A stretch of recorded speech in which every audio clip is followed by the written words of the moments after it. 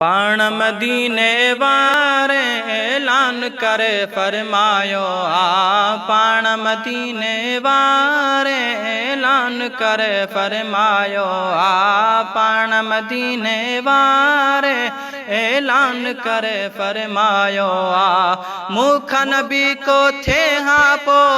उमर हबीब बुधायो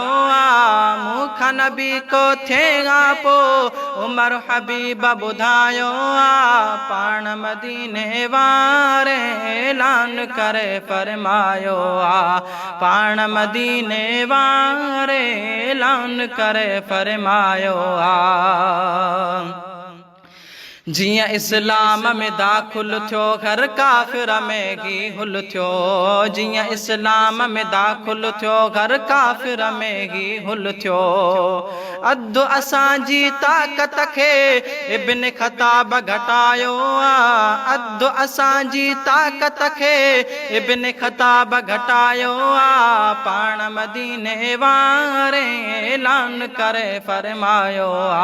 पाण मदीने वारे ऐलान करे फरमायो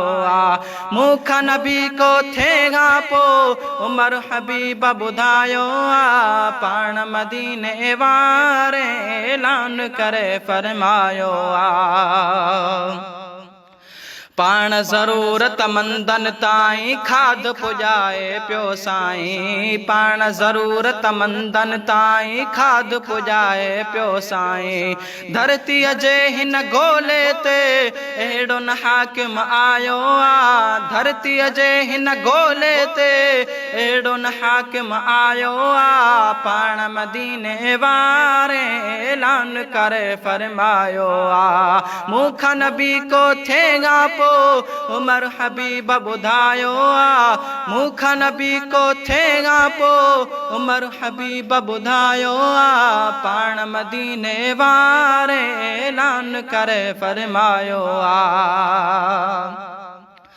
बकरी बगड़ प्या साण रहन गड बेले में तब कौन विड़न बकरी बगड़ प्या साण रहन गड बेले में तब कौन विड़न आदिल खून खुआरन जी फितरत खे बदलायो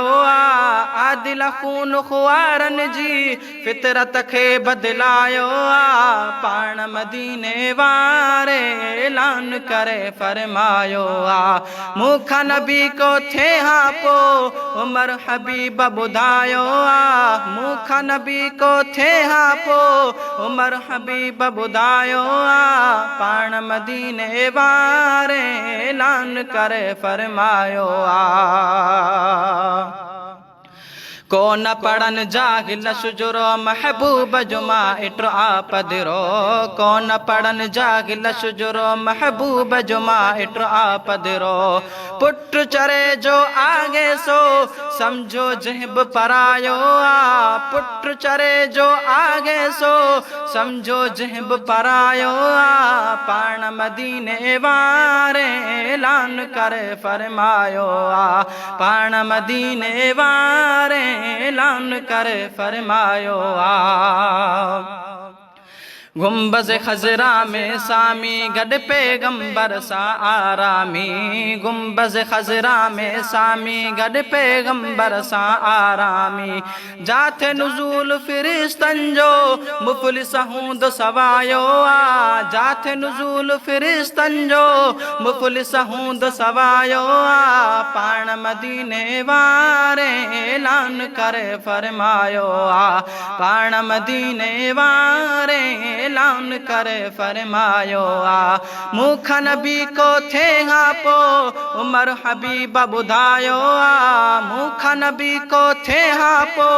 उमर हबीब बुधायो पाण मदीने वारे ऐलान करे फरमायो